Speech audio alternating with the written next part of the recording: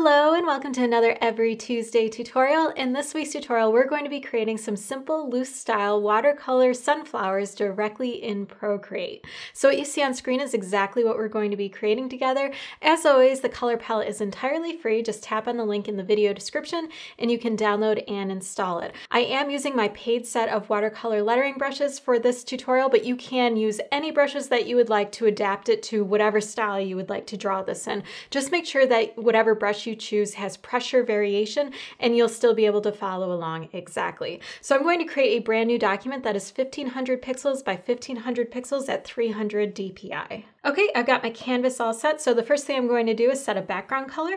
So I'm going to tap on my layer palette, choose background color, and I'm going to select the very first color, the lightest one right here. So it's kind of like a really soft light yellow. The next thing we need to do is go grab a source image for us to work from. So I'm going to jump over to Pinterest where I have a flower reference photos board that I can pull from. Okay, so this is my flower reference photos board. I'll leave a link to this in the video description as well. I pulled a few of my favorite sunflower bouquets and small bunches, and the one that I like best is this one. So this is the one that we're going to use. So just tap on that and then hit the three dots up here and you can download the image so you have a crisper image to work from when you're working in Procreate. Okay, I'm back in Procreate, and to add that image in, all you have to do is hit the wrench, hit add, and then choose insert a photo and go grab it from your camera roll. All right, I've got this in here. I'm just going to scale it up slightly. All right, that looks good. I'm going to omit these bottom leaves right here and kind of just keep the leaves at the very, very base of the flowers. But if you'd like to include these, just make sure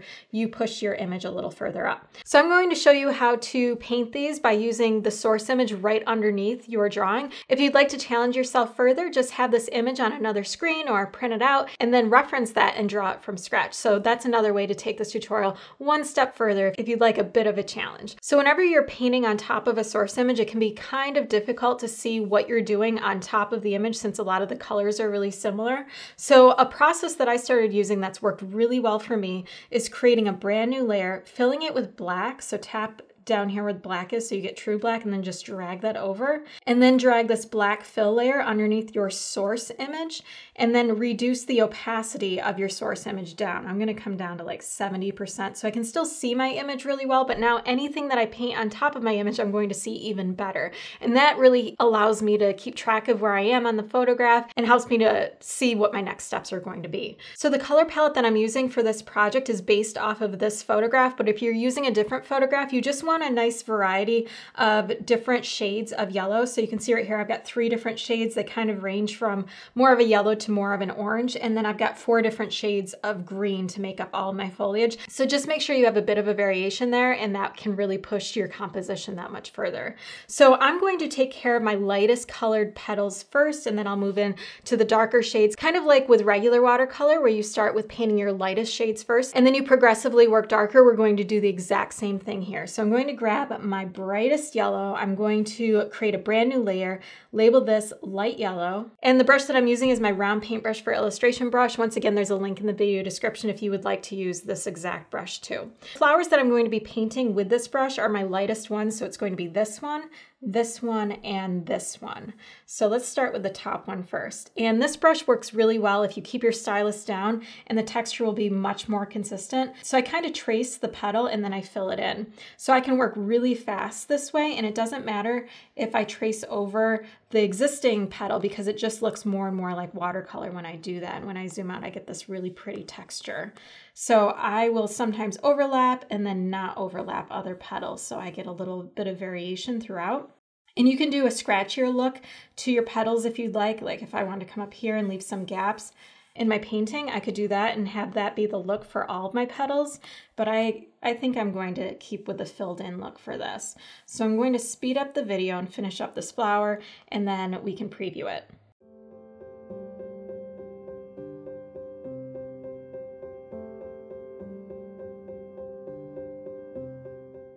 Okay, I've got all of my petals painted in for my first flower, so let's take a look at this. And this method also allows you to see it on a dark background and a light background, so that's also kind of a handy byproduct of this process. So if I turn off my source image's visibility, you can see what it looks like on black, but we're not going to keep it on black. We're going to put it on our light yellow, and that's looking really pretty. You can see that just painting over these existing petals in your own way can give you a really beautiful outcome pretty quickly. So I'm going to repeat the exact same process for those other two flowers that I mentioned, and then I'll be right back.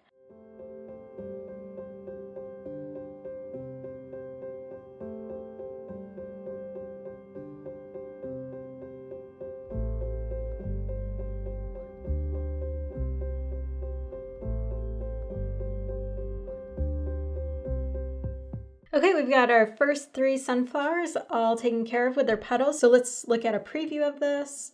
And that's looking really good. So now we can move on to our next petals, which are just a little bit darker. So I'm going to create a new layer right above my source image layer and label this one medium yellow. I'm going to grab my medium yellow color, which is right here, turn on my source image and my black underpainting layer, and we're going to do this flower, and this flower. So the only flower that remains is the one that's kind of tucked back in there. Same exact process, so I'll speed up the video.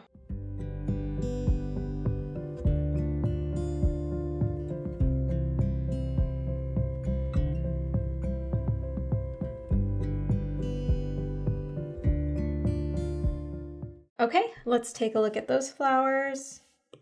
And those are looking good. So the last flower we have is the one that's kind of tucked in the back.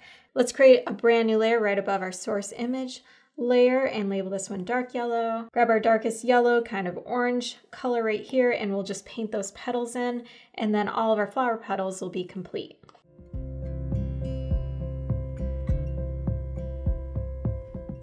Okay, let's turn off our source image and our black layer.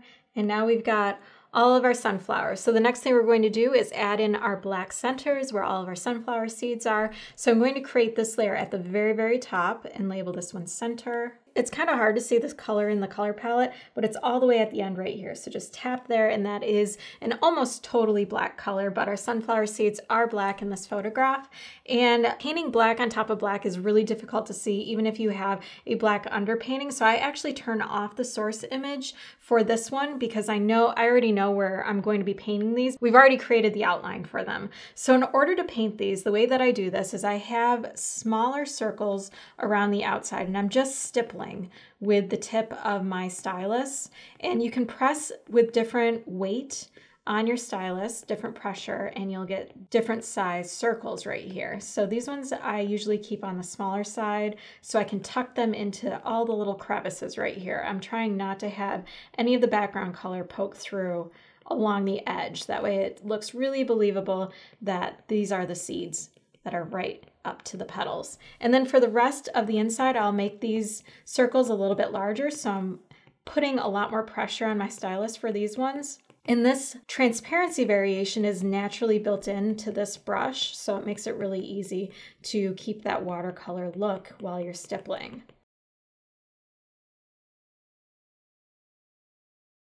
Okay, so that's one sunflower totally done. So just repeat that exact same process for all the remaining sunflowers, and then we'll move on to foliage.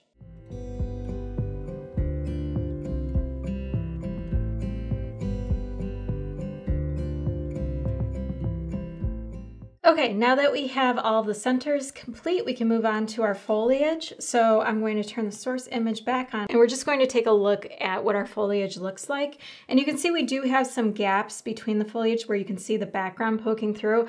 I actually don't really like that look within this composition, so I'm going to fill those bits and pieces where the background's peeking through with foliage. So you can really take this time to have as much freedom as you would like to alter this in any way that you would like. Where this arm is poking out, I'm also going to add some foliage over here so it doesn't look like there's something missing right here. So I'm going to add a little bit of foliage here, and then everything else I'm going to keep pretty similar. I'm going to exclude this bottom part where the stem's starting to poke out, so it kind of looks like all these flowers are just sitting loosely in a bunch, and that's the look that I'm going for. So just like we did with our petals where we went from light to dark, we're going to do the exact same thing with our foliage, only we're going to start overlapping some of those pieces as well. So I'm going to start with my lightest color color green. So over here, grab that green.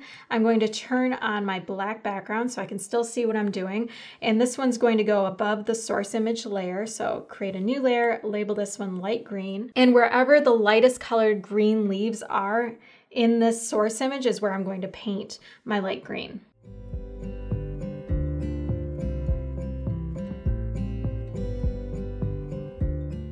Okay, let's take a look at how that feels. Okay, so let's move on to our next color. I'm going to label this one medium green, create a brand new layer above your source image layer once again. Grab my medium green color, repeat the exact same process.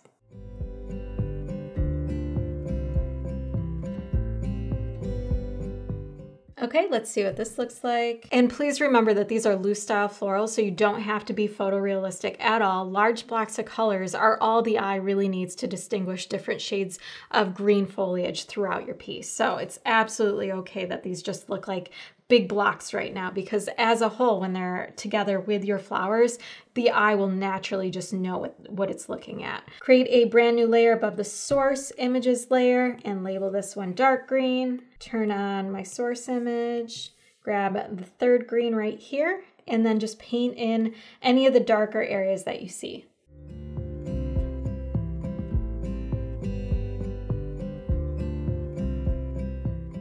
Okay, let's take a look at that. All right, so I'm really happy with this so far. So the last layer, this darkest green right here, is meant to fill in any extra gaps and add darkness wherever you need a bit more contrast for what's going on. You can also take a look and see if there's any spots that maybe you want a different shade or a lighter shade of green. Like I have some gaps right here where I can see my background color poking through, and I want to fill in all these gaps now. So many times I won't even turn on the source image. The rest of this is just about clean up and getting it to a point where I'm really happy with it. So I'm going to grab my darkest green and I'm just going to create a brand new layer and label this one darkest green and start painting in any of these areas where I feel like my piece could use a little bit more contrast, or I just don't want the background color poking through as much.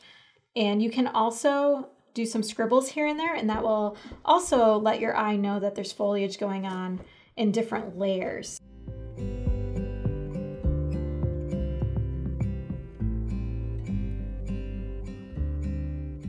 Once you're happy with your composition, now it's time to add final touches. So I'm going to come all the way up at the top and I'm going to add in a watercolor paper texture. If you do pick up my watercolor lettering brush set, it does come with 4 different watercolor paper textures, so you'll already have these. If not, just grab whatever favorite watercolor or other type of paper texture that you like, and you can use it in the exact same way. So I'm just going to hit my wrench, insert a photo. And this is my medium tooth watercolor paper texture. I'm just going to enlarge it so it fits my entire canvas.